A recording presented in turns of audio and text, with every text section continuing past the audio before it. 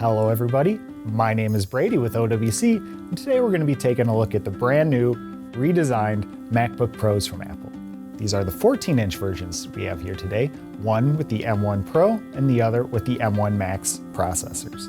Our M1 Pro has the 8-core CPU, the 14-core GPU, 16 gigs of RAM, and a 512 gig SSD. You can get that upgraded to the 10-core CPU, the 16-core GPU, 32 gigs of RAM, and an 8 terabyte SSD. Our M1 Max has the 10-core CPU, 24-core GPU, 64 gigs of RAM, and 1 terabyte of onboard storage. You can get that upgraded to the 10-core CPU, the 32-core GPU, 64 gigs of RAM, and 8 terabytes of storage space. That being said, let's open these boxes and take a look on the inside.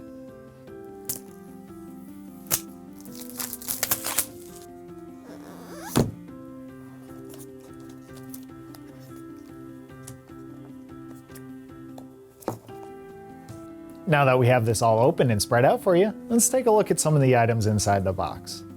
First, we have the documentation and stickers here. What's really neat about these stickers is they're black instead of space gray. More on that a little bit later. Right here, we have a standard USB-C charger, 67 watts, the USB-C plug right there, which goes in with the MagSafe 3 cable and charger. You got USB-C on one end, and you got the MagSafe 3 on the other. Pretty neat that Apple's bringing this back.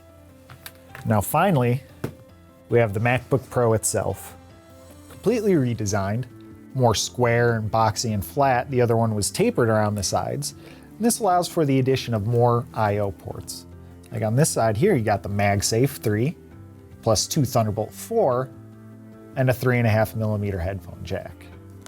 On the other side, you have an SD card slot, plus another Thunderbolt 4 slot, and HDMI as well.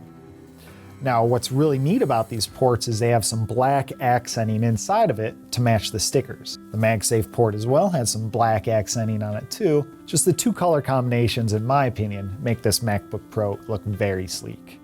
We got these MacBook Pros powered on to give you a nice look at this beautiful screen. Bezel's nice and small.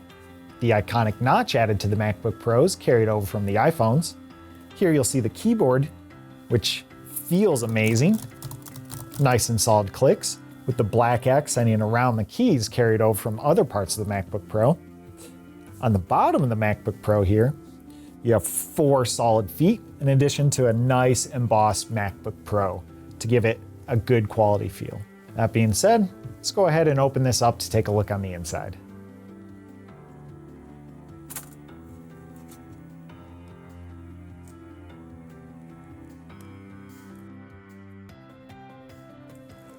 So we went ahead and removed the logic board, which sits right in this area here. You can see we got 2 fans on the inside here. A big old 6-cell battery pack, which is actually quite easy to remove with pull tab adhesive. On either side here, you got the 2 speakers with the woofers. The back area here, you can see the Wi-Fi antenna connectors for the logic board, where the antenna travels right through here. 2 empty spots here and here, one for the SD card slot, one for the HDMI port, and those are soldered onto the logic board. In between those, you have a Thunderbolt port, which connects with this connector here.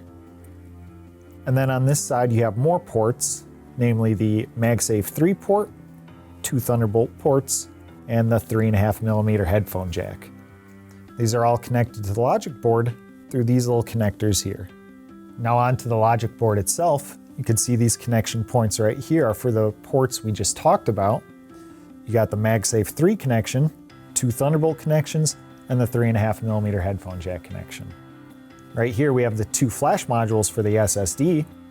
We have the 512 gigabyte model, but if you had a larger capacity version, they would go on these 2 pads right here.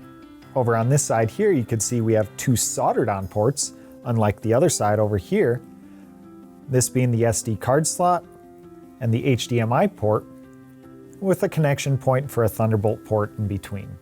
Underneath all of these is just various chips and components, nothing too exciting. So we'll move on to the most exciting portion of this logic board, and that's the M1 chip itself. Obviously you can't see the chip because it's hidden underneath this heat spreader, but you could get a good idea of its size and you could also see the 2 modules for the RAM itself. We have the 16 gigabyte version, but you could get this into up to 32 gigabytes. Looking at the underside of this logic board, you can see the underside of the SD card slot and HDMI port. We have 2 more modules for storage right here, and if we had a larger capacity model, we would have more right here as well. Right here we have the Bluetooth chip. Another side of logic board here, and here you can see some amplifiers for the audio system. If you were to look here, here, and here, you'd see the power delivery controllers for the Thunderbolt ports. And the last thing is the underside of the M1 Pro chip right here. Now let's take a look and see how this compares to the M1 Max. Now here are the boards for both chip models. We have the M1 Max here and the M1 Pro here. Visually, the M1 Max is larger than the M1 Pro, likely due to the fact that the M1 Max has a GPU that goes up to 32 cores, while the M1 Pro has a GPU that goes up to 16 cores. On top of that, the M1 Max has 4 RAM modules, while the M1 Pro only has 2 RAM modules. The M1 Max can go up to 64 gigs of RAM, while the M1 Pro can only go up to 32 gigs of RAM. Besides the differences in the chips themselves, everything else about the logic boards looks identical. Now that is our look inside of this brand new MacBook Pro. In my opinion, one of the reasons why it was easy to disassemble was the fact that the majority of ports are attached to the chassis itself rather than the logic board. Now the RAM and the storage continue to be integrated in the logic board, which means you really don't have any reason to open this up at this point in time. Now let's reassemble everything and run some tests on this. We went ahead and ran a few benchmarking applications on these 2 MacBook Pros to give us an idea of how well they perform. The first test we ran was Geekbench 5, which is an overall system test. Then we ran GFX Bench to test the graphics. And finally, Blackmagic Disk Speed Test for the SSD transfer speeds. On the M1 Pro here, Geekbench gave us a score of 1769 single-core speed with 9950 multi-core. Graphics Bench gave us a score of 818 frames per second, and Blackmagic Disk Speed Test gave us a 4.6 gigabyte per second write and a 5.4 gigabyte per second read. On the M1 Max here, Geekbench 5 gave us a single-core score of 1776 with a multi-core score of 12,777.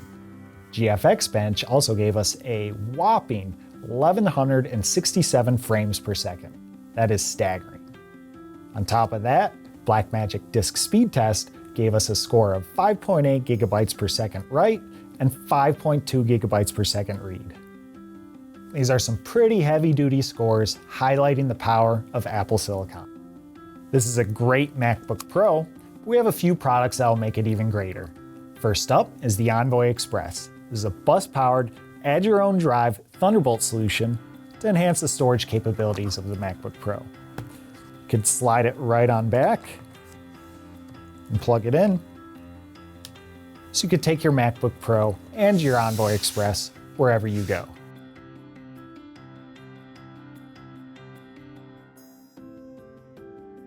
While Apple added some more port functionality to these new MacBook Pros, there's a few ports they left out, namely the USB-A and Ethernet ports. We have the Travel Dock E here, which adds those 2 ports plus a few others. It's a small, easily portable dock that you can carry with you and attach to your MacBook Pro anytime you wish.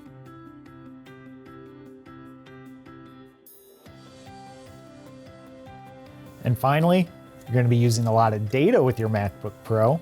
So if you'd like a place to store that data or a place to back it up, we have the Thunderbay 4 Mini here. It's a 4-drive Thunderbolt solution that you could RAID through SoftRAID to increase your storage flexibility.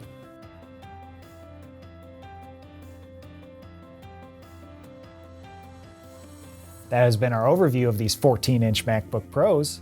Saw a little bit of what they're capable of, what the inside looks like, and what products you could use with them. For OWC, I'm Brady. Have a good day, everyone.